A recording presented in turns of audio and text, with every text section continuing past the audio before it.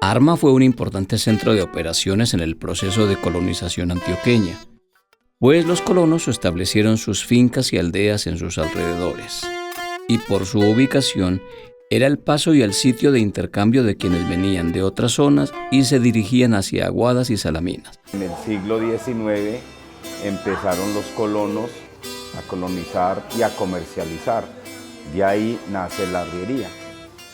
Desde Arma, Antioquia, por los caminos antioqueños, por donde entró la colonización. Y desde este sitio, muchos de los colonos iniciaron la fundación del departamento de Caldas y el eje cafetero en lo que eran terrenos boscosos e inexplorados, que mediante la labor de campesinos, mineros empobrecidos y pequeños comerciantes, emprendieron la tarea de hacer poblados a lomo de mula, enfrentándose a todo lo inesperado como la soledad, bosques espesos, ríos y por supuesto las enfermedades propias de la selva. De esta manera, a medida que avanzaban, iban haciendo caminos y por estos, en compañía de mulas cargueras, forjaron sueños, culturas y civilización, mientras transportaban los productos como café, panela, sal, tabaco, entre otros. Y en cada jornada de trabajo se daba origen a las fondas camineras, donde se abastecían de todo para ellos y sus recuas, dando crecimiento en número a los moradores de esos lugares, que se fueron convirtiendo en caseríos y poblados tan parecidos como Aguadas, Salamina, Pácora, Manizales, Neira, Filadelfia, Aranzazu, Marulanda, Manzanares, Pensilvania y todos los poblados del eje cafetero. La mayoría fueron fundados por paisas provenientes de Marinilla, Río Negro, El Retiro, Envigado y Sonsón. Esta ruta era parte de una red de caminos empedrados o de herradura que los arrieros abrían con machete y sangre. Duraban entre 10 y 15 días en hacer la travesía, dependiendo del clima, la carga y el estado de los caminos. Dormían en fincas amigas o fondas arrieras, donde descansaban, alimentaban a sus mulas y contaban historias. Un sancocho como la carne, porque si la carne es chiquita, no va a ninguna parte. Eso tiene que ser. A mí me tocó, pues, al medio de la comida, al medio del aguardiente y al medio de la rama. A mí me tocó una vida de rico. Fue un movimiento espontáneo y familiar, con un profundo deseo de tierra, libertad y futuro. Toda la vida del campo. Mi papá tenía la mulada. Siempre. Yo fui creciendo. Estudié en una escuela rural. Cuando yo ya era capaz con el bulto, yo era el que arriaba las mulas. Y de ahí me le pegué a las mulas. Yo, y gracias a Dios, tengo 2 hijos y los estoy ahí metiendo al cuento de las mulas. Sus huellas están en la arquitectura, en la economía cafetera y en la ética del trabajo fuerte, el respeto y la palabra honrada. Tácitamente sembraron entre los pobladores de turno un sinnúmero de cosas que se hicieron comunes a todos los caseríos por donde recorrían, como cultura, cuentos, chistes, música, dichos, saberes, retahílas, picardías, mitos y leyendas, gastronomía, modas, etc. Esto lo heredé de toda mi familia anterior. Además de que eran ellos los encargados de difundir las noticias de pueblo en pueblo, y quienes de alguna manera transportaban el progreso de la sociedad de esa época. Ellos cargaron todos los tubos del puente que conecta de Villavicencio del río Ariari. Tiene aproximadamente 1 kilómetro de largo. Desde Estados Unidos allá trabajó más de 100 años y aquí lo trajeron de segunda. La presencia de los arrieros no solo dejó huella en la economía y geografía del territorio, sino también en la cultura. En los poblados cercanos se conserva la arquitectura en tapia bareque y fuertes tradiciones de identidad cafetera y arriera. Por donde pasaba un arriero, nacía una historia y los caminos se llenaban de relatos. Mis ancestros arrieros de mulas y de bueyes. Y a los bueyes les ponían unos alpargates de cuero para poder llegar desde los llanos hasta Villavicencio y hasta Bogotá. ¿Qué es un arriero? Es el que sabía hacer las enjalmas, los ritrancos, un pretal, una cincha, un cabezal para una mula. Hay que tenerlas bien organizadas. Mi papá fue arriero 48 años, murió en el arte de la arriería.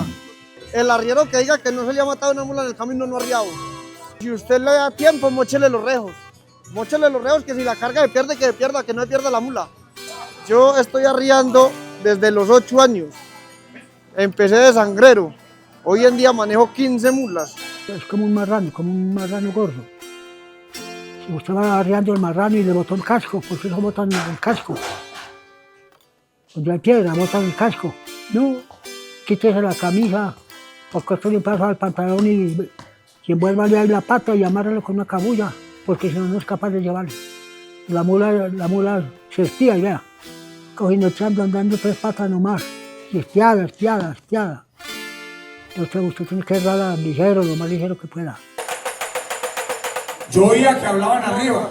Nosotros estábamos aquí en Las Vegas y ya había que empezar a subir. El guerra entró y rastros de ganado, no se me olvida. ¿Qué nos metíamos? Nada.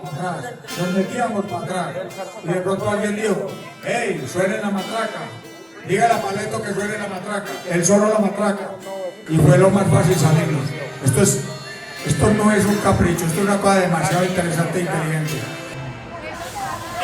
El tiempo que se llevaban de un lugar a otro era el tabaco para ellos, les daba energía para poder seguir con sus mulas adelante. Y en cada fonda nacía un nuevo cuento. Y decían, por ejemplo, ese tiene más cuentos que carriel de arriero. Mula que no quiere andar ni con aguardiente camina. Donde no llega el arriero, no ha llegado el hombre. El descanso era un ritual. Se encendía el fogón y con él las palabras. Se hablaba de lo que se llevaba, de lo que se dejaba, del clima, de las mujeres, de la vida y del más allá.